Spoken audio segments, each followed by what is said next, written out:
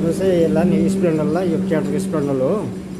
यसलाई चाहिँ यसरी तपाईँको डोरीबाट यहाँ बाँधेको छ, यहाँ गाँठ लगाएर यसलाई बाँधेको छैन।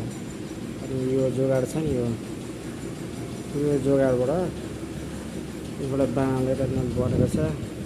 अनि यो तपाईँको ट्र्याक्टरमा लाग्ने यो यसरी गरेको छ। अनि यहाँ सेन्टर लगाएर ठ्याक्कसँगले यो मिलाएर यसरी नै बाउन सकिन्छ हामीले। यसरी काट्न थाल्यो।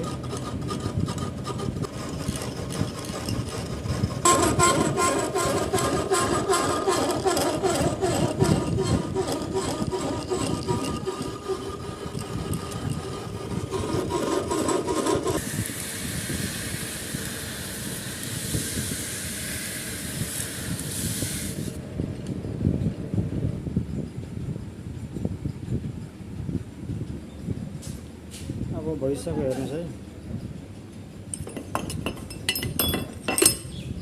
ओके भयो हजुर।